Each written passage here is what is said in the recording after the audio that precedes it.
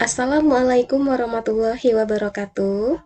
Welcome back to my YouTube channel. Balik lagi bersama aku, Lia Elia. Di video pembahasan kali ini, saya akan membahas soal si mama, khususnya untuk yang tahun 2019. Nah, ini soalnya nanti sudah saya ketik ulang, khusus untuk yang mapel kimianya, dimulai dari soal 70 ya. Nanti kurang lebih soalnya ada 10 soal. Oke, yuk langsung aja kita bahas soal-soalnya.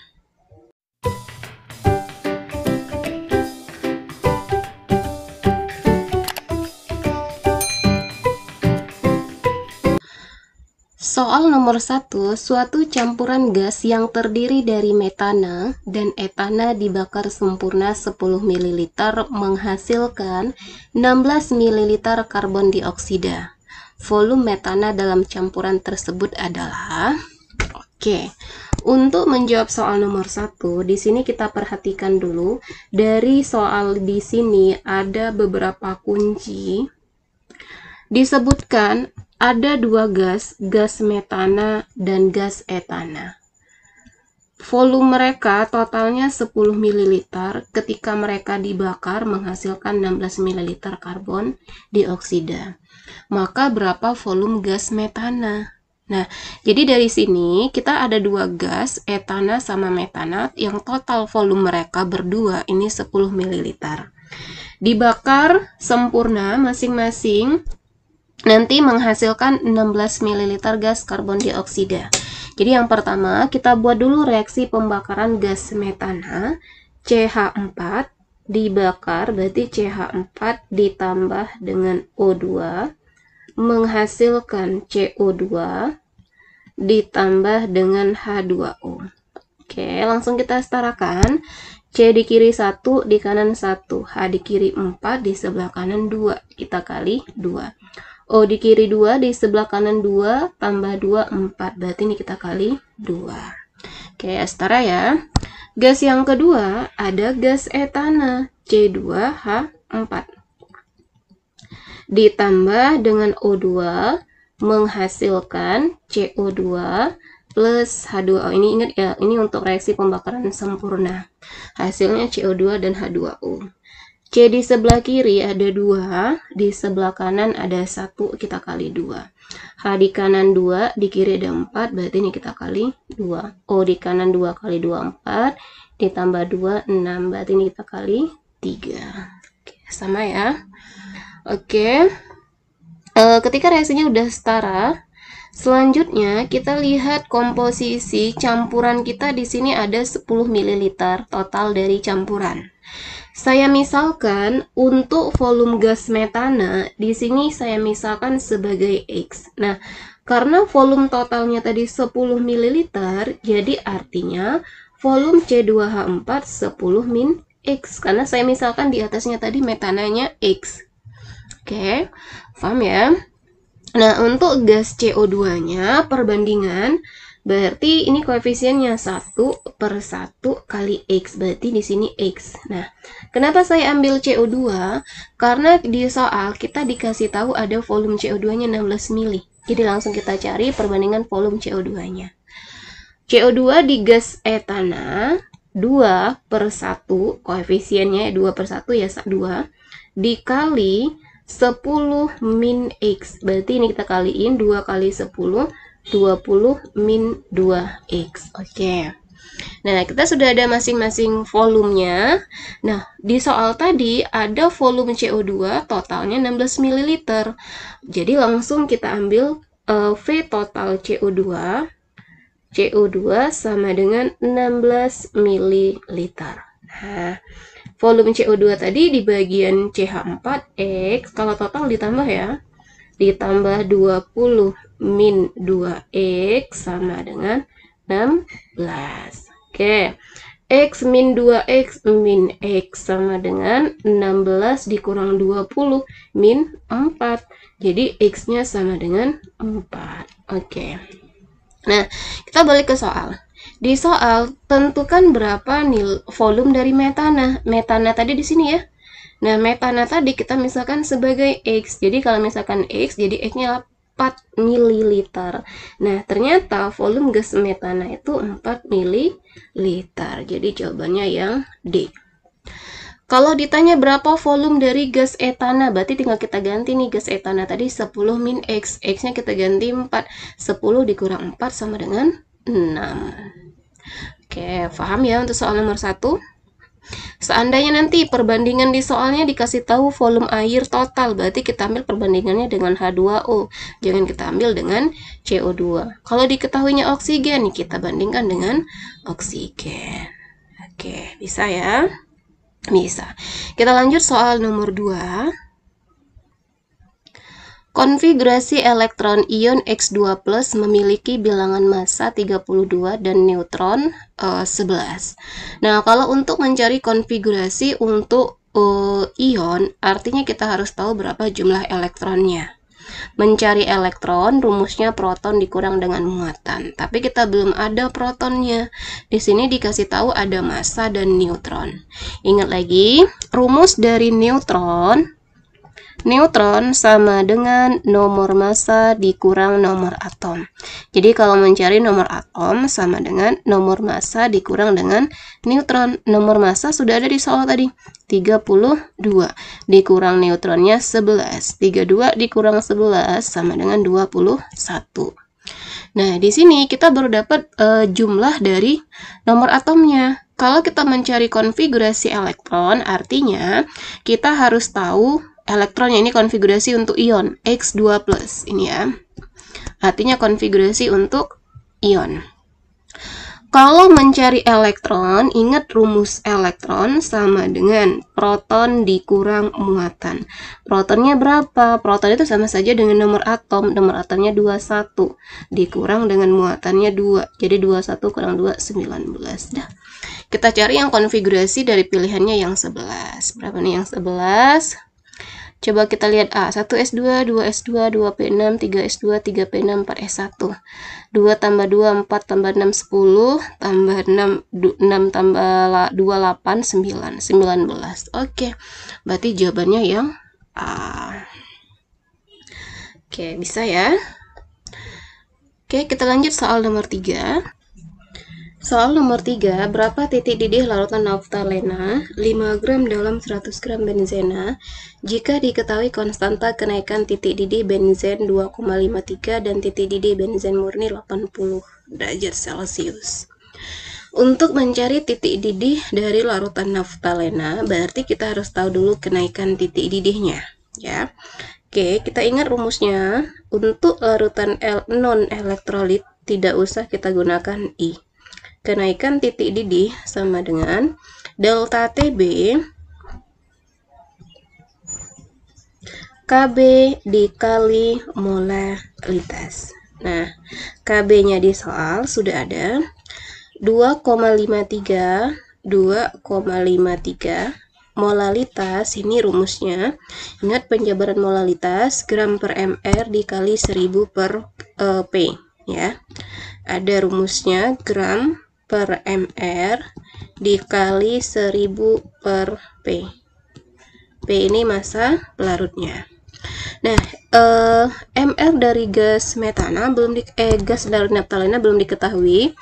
Ingat, mr ini jumlah dari AR-nya. mr sama dengan C ini 12 kali 10 120 ditambah H ini 1 kali 8 8. Jadi mr-nya sama dengan 128. Oke. Jadi kita jabarkan di sini, masanya tadi 5 gram, 5 dibagi dengan 128 dikali 1000 per massa pelarutnya ada di soal juga 100 gram per 100. Sederhanakan. 1000 dibagi 100 sisa 10. Oke. 10 dikali 5 50. 50 dibagi 128 sama dengan 0,3 ya. 0,39 kita kaliin dengan 2,53. Hasilnya 0,98. Atau boleh kita bulatkan jadi 1 ya. 0,98 atau sama dengan 1. Oke. Tapi yang ditanya adalah titik didih dari si larutan naftalena. Gunakan rumus yang kedua, delta TB sama dengan TB aksen dikurang TB murni. Jadi kalau mencari TB aksen sama dengan delta TB ditambah dengan TB murninya. Nah, TB delta TB tadi dapat 1, TB murninya ini tadi 80. Berarti 1 ditambah dengan 80 sama dengan 81.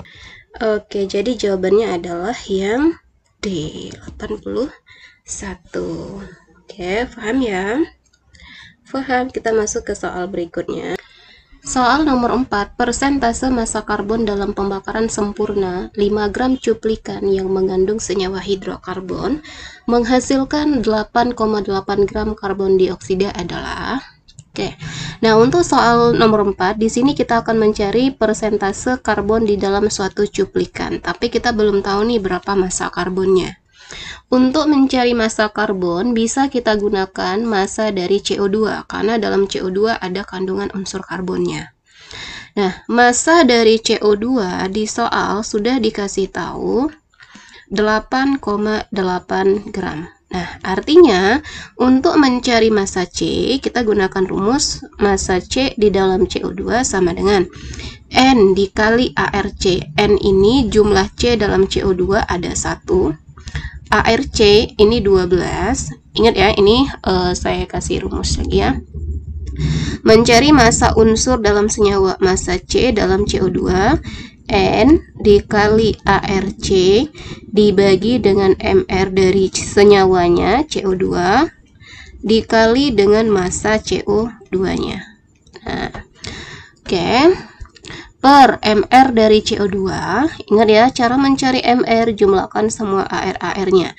ARC 12, 12 ditambah O, 16 kali 2, 32, 32 tambah 12, 44. Dikali massa dari CO2 tadi 8,8.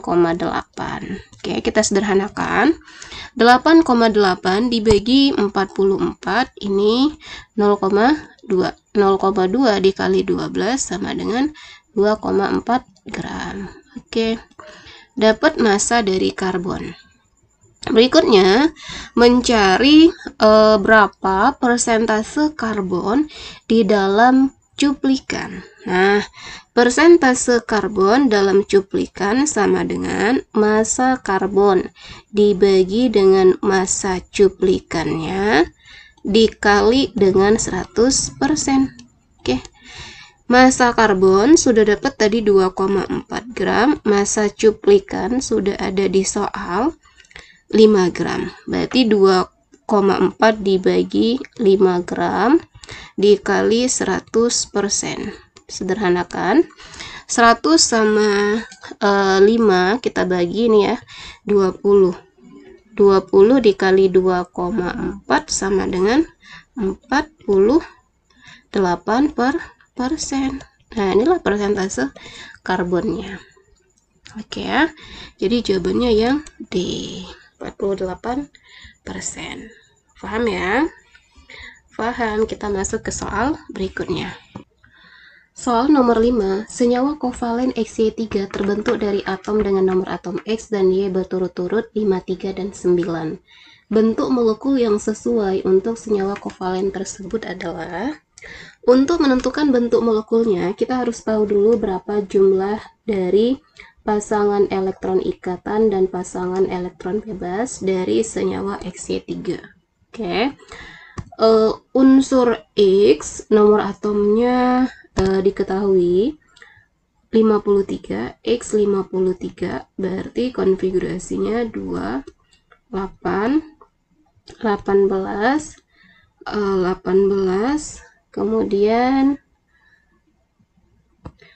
2, 8, tambah 2, tambah 8, tambah 18, kemudian ditambah 18 lagi, hasilnya 46. Supaya mencapai 53 artinya kurang 7. Berarti terakhirnya elektron valensinya 7.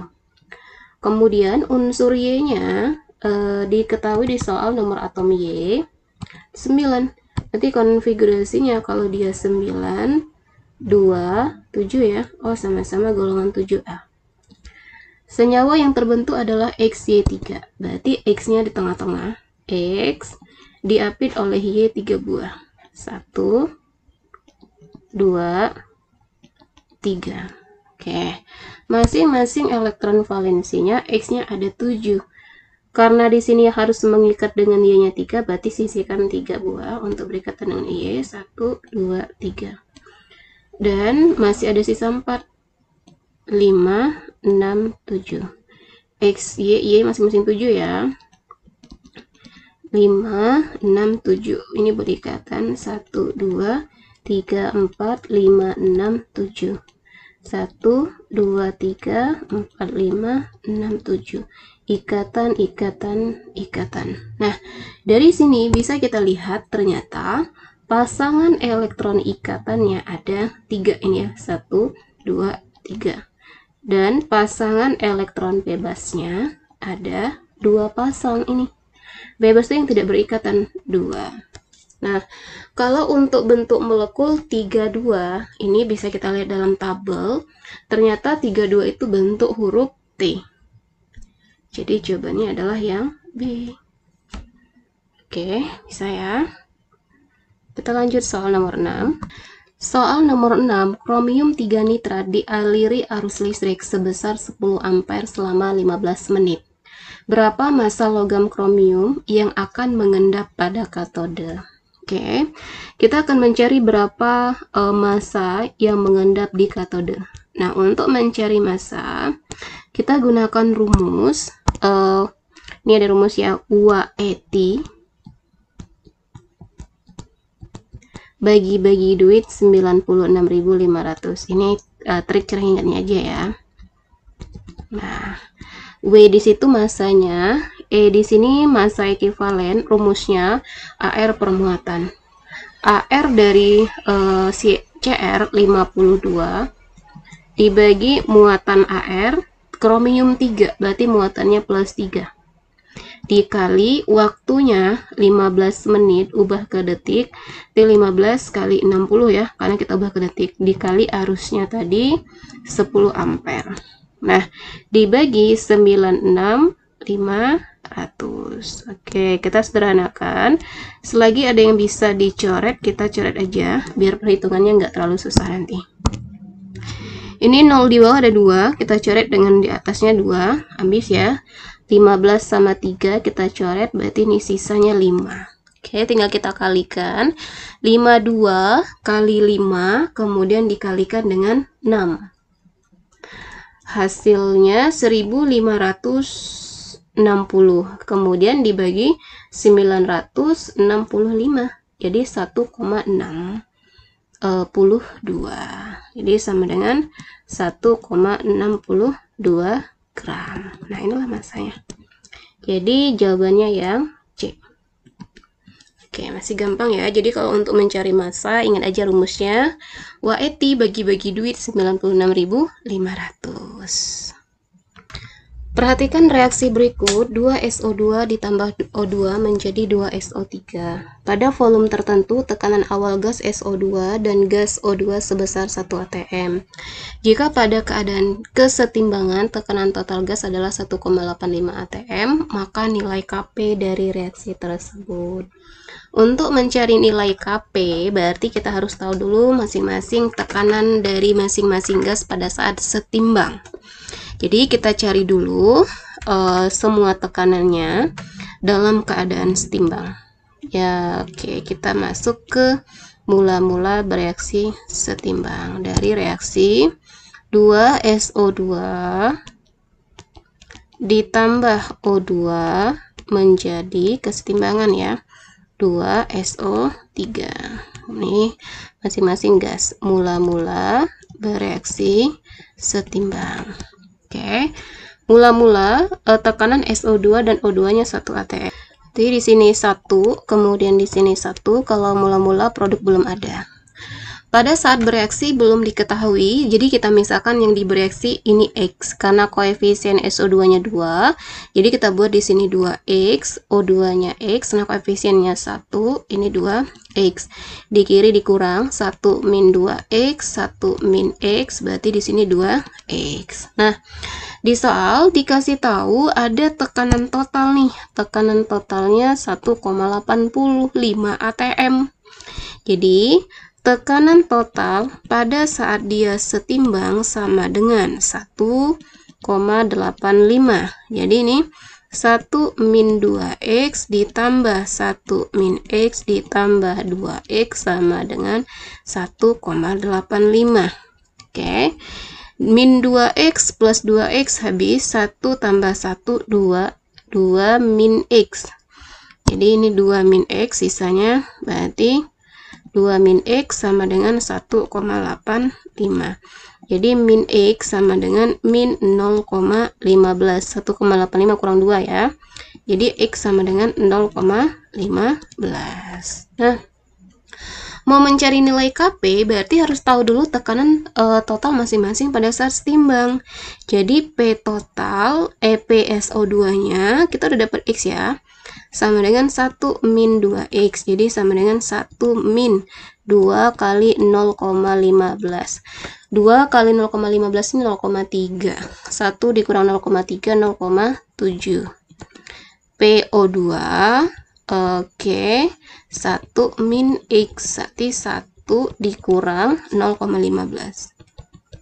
1 kurang 0,15 sama dengan 0,85 ya, 0,85. Tekanan dari SO3, P dari SO3 sama dengan 2X, berarti 2 dikali 0,15 sama dengan 0,3. Nah, sudah dapat masing-masing tekanannya, masuk ke rumus KP. KP sama dengan tekanan parsial produk PSO3 pangkat 2 dibagi dengan tekanan reaktan di kiri PSO2 pangkat 2 dikali PO2.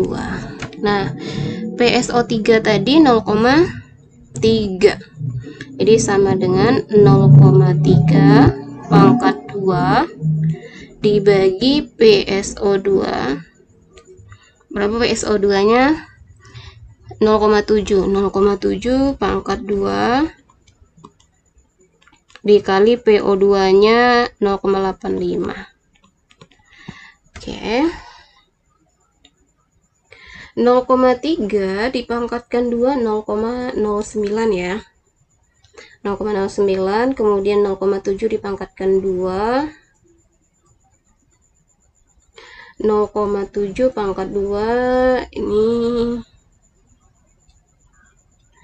0,49, kemudian 0,49 kita kalikan dengan 0,85, 0,41, 0,09 tadi 0,09 dibagi dengan 0,41 ya, perkalian yang tadi kita bagi 0,09 dibagi 0,41, hasilnya sama dengan 0,216.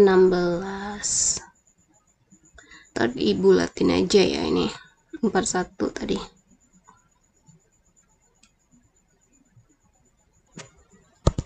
Jadi jawabannya adalah yang B. Oke, bisa ya soal nomor 7? Bisa. Kita lanjut soal berikutnya. Soal nomor 8, perhatikan reaksi kesetimbangan berikut. CO2 ditambah H2, kesetimbangan menjadi CO plus H2O. Diketahui K-nya sama dengan 15. Sebanyak 5 mol gas CO2 dan X mol gas H2 dimasukkan ke dalam wadah 5 liter. Setelah tercapai kesetimbangan, didapat 2 mol CO. Maka harga X-nya adalah...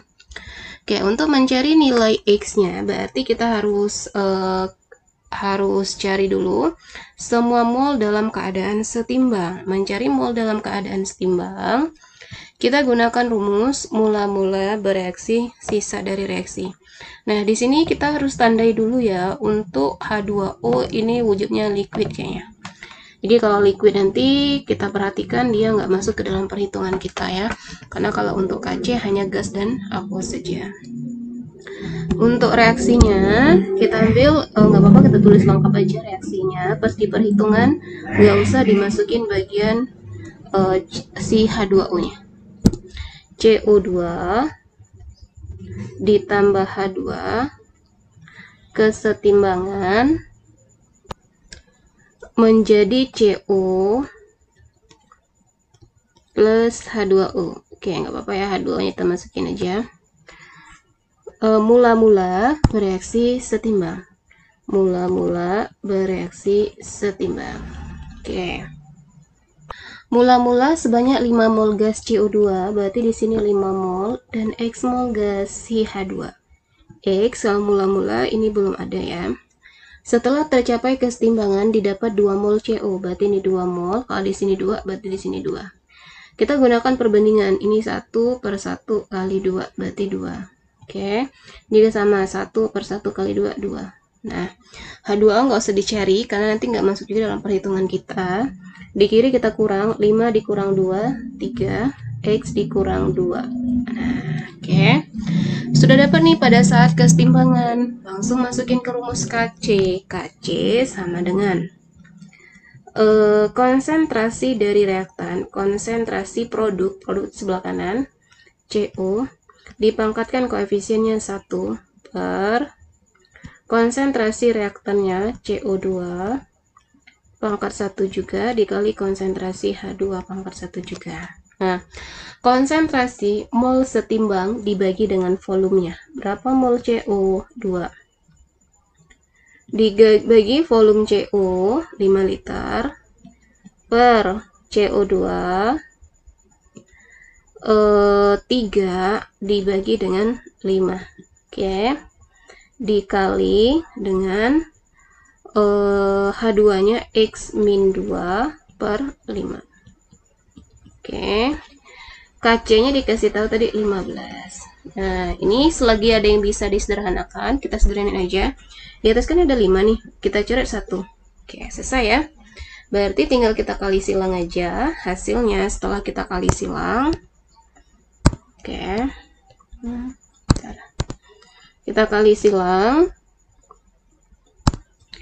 Ini kan 3, tinggal sisanya 3 ya. Tinggal kita coret nih, tadi 5 sama atas, 5 bawah ini. 3 kali X, 3X, 3X min 2. 3 kali min 2, min 6. Berarti 3X min 6 kali ke 15 di sini. Jadi kalau kita buat lagi ke sampingnya, 15 dikali 3X min 6 per 5 nya jangan lupa ya, per 5 sama dengan 2. Nah, sederhanakan nih, 15 sama 5 kita bagi 3. 3 kali 3 9. Jadi 9x min 6 kali 3 18 sama dengan 2 ya tadi ya. 2. Jadi 9x sama dengan 2 ditambah 18 20. Kepala X-nya X dibagi berarti 20 bagi 9. 20 dibagi 9 hasilnya 2,22. Oke, ada nggak jawabannya? Oke, kita ambil yang mendekati saja ya, 2,22 atau 2,25. Berarti jawabannya yang B, kayaknya mendekati di situ. Oke, paham ya? Paham. Kita lanjut ke soal nomor 9. Nomor 9, elektrolisis yang menghasilkan larutan dengan pH lebih dari 7. Nah, di sini kalau untuk pH lebih dari 7 berarti dari reaksi elektrolisis kita nanti harus menghasilkan ion OH-. Karena pH lebih besar dari 7 ini untuk basah. Kalau basah artinya nanti dalam reaksi elektrolisis kita akan menghasilkan ion OH-. Oke. Kita lihat dari pilihan 1 KNO3, 2 AgNO3, Cr2SO4 3 kali, dan NaCl. Nah, untuk menentukan hasil dari reaksi elektrolisisnya, kita harus mengingat kembali beberapa aturan reaksi yang terjadi di katoda dan di anoda. Oke. Kita lihat di sini ada reaksi di katoda tergantung dari jenis kation. Nah, kalau menghasilkan ion OH- ini di OH-nya, kationnya harus berasal dari logam aktif golongan 1A, 2A, Al, dan Mn. Nah, golongan 1A ini ada hidrogen, ada logamnya ya. Li, Na, Krb, Cs, dan Fr. Kalau golongan 2A, Be, Mg, Ca, Sr. Kemudian Al dan Mn. Nah, dari pilihan di sini logamnya yang termasuk dari golongan 1A ada kalium nih, golongan 1. KNO3 ya. KNO3. Ini berasal dari kationnya K+. Kemudian AgNO3 itu Ag+, nggak ada di golongan 1 dia ya. Dan NaCl nih. NaCl berasal dari kation Na+. Nah, artinya yang akan menghasilkan sifat basa adalah 1 dan 4 karena terdapat di golongan 1 K+ sama Na. Ada nggak pilihan 1 dan 4? Oh, tidak ada. Berarti kita ambil yang ada saja, berarti 4 saja bisa nih. Oke. Bisa ya?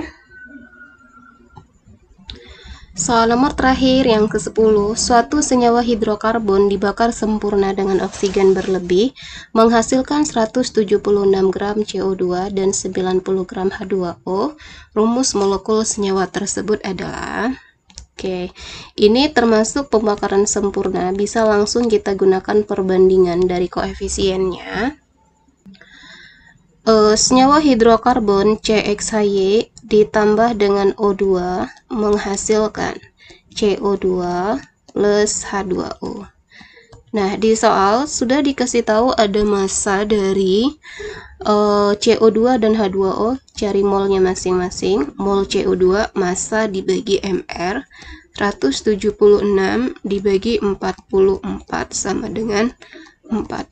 H2O mol sama dengan 90 dibagi MrH2O 18 sama dengan 5. Oke. Ini kita jadikan koefisiennya masing-masing. Berarti di sini 4, kemudian di sini 5. Nah, otomatis O di kanan 4 kali 2 8, 8 tambah 5 13, berarti 13 per 2. Nah, mencari rumus empiris, kita berarti mencari X sama Y. X ini kan nempel di C. Jadi, X sama dengan berapa jumlah C di kanan? 4. Y sama dengan nempel di H. H di kanan 5 kali 2, 10. Oke, dapat rumusnya. Jadi, rumus dari hidrokarbon tersebut, C4, H10. Oke, jadi jawabannya B. Oke, bisa ya? Bisa. Oke, ini untuk pembahasan soal Simama Poltekkes yang tahun 2019. Next kita bahas untuk tahun yang sebelum-sebelumnya lagi untuk persiapan Simama Poltekkes tahun 2023. Oke ya. Sekian pembahasan untuk soal-soal Simama Poltekkes 2019. Semoga video pembahasan ini mudah difahami, dan jika video ini bermanfaat buat kalian, share ke teman-teman kalian ya, biar manfaatnya lebih banyak lagi. Oke, saya akhiri. Wassalamualaikum warahmatullahi wabarakatuh.